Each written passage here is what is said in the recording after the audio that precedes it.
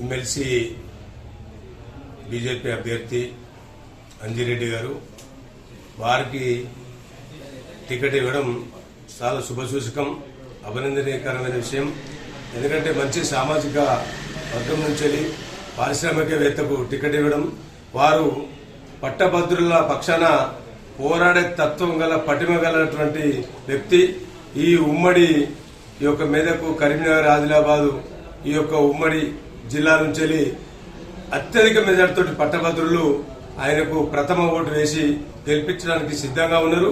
ఇక్కడ ఉన్నటువంటి ప్రత్యర్థి కాంగ్రెస్ పార్టీ అని ప్రసన్న కానీ వాళ్ళు ఎవరైనా కూడా ఇలా కాంగ్రెస్ పార్టీ అభ్యర్థి నరేందర్ రెడ్డి గారు ఏ కోణం నుంచి కూడా ఒక్క స్టూడెంట్ కు ఉపయోగపడలే, ఒక్క పేరెంట్స్ కు ఉపయోగపడలే. ఆయన వాస్తవంగా ఇవాళ పట్టభద్రుల ఎమ్మెల్సీ క్యాండిడేట్ అనర్హుడు, ఎవరికి కూడా సహాయం చేసిన పాపాన పోలేదు. ఇవాళ నిరుద్యోగ వ్యవస్థ పెరిగిపోయింది. ఈ స్టూడెంట్ ఉన్నప్పుడు ఎవరికి సాయం చేయలేదు, నిరుద్యోగుల గురించి ఏడపోరాడతారని చెప్పేసి ఇలా పట్టభద్రులు చాలా తెలివికల్లు. మేము ఆశాభావం వ్యక్తం చేస్తాను, అంజిరెడ్డి గారికి ప్రథమ ఓటు వేస్తారని. నరేందర్ రెడ్డి గారిని బొందబెట్టడం ఖాయం. పట్టభద్రులతో పెట్టుకోవద్దు నరేందర్ రెడ్డి గారు, స్టూడెంట్స్ కే అన్యాయం చేసినావు.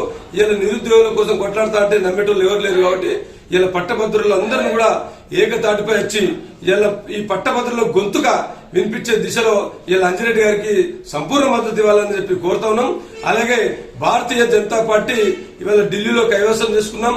మాకు ఉన్నటువంటి 8 మంది పార్లమెంట్ సభ్యులు, 8 మంది శాసనసభ్యులు, ఒక రాజ్యసభ మెంబరు, ఒక ఎమ్మెల్సీ మెంబరు, వీరందరూ కూడా ఇలా అంజిరెడ్డి గెలుపును సునాయాసంగా గెలుపు కోసం భుజస్కంధాల మీద వేసుకుని, బాధ్యతను భుజస్కంధాల మీద వేసుకుని వారు ఇలా పట్టభద్రులందరినీ కూడా ఐకమత్యంగా ఉండుకుంటూ వారికి సపోర్ట్ చేసుకుంటూ వాళ్ళ ఓట్లు అభ్యర్థిస్తా ఉన్నాం.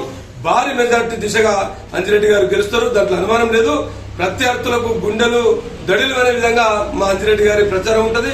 దానికి తోడుగా మాన్యశ్రీ కేంద్ర మంత్రివర్యులు బండి సంజయ్ కుమార్ గారు ఈ ఉమ్మడి కరీంనగర్ జిల్లా, మెదక్, ఆదిలాబాద్ జిల్లాలలో చాలా పట్టున్న వ్యక్తి.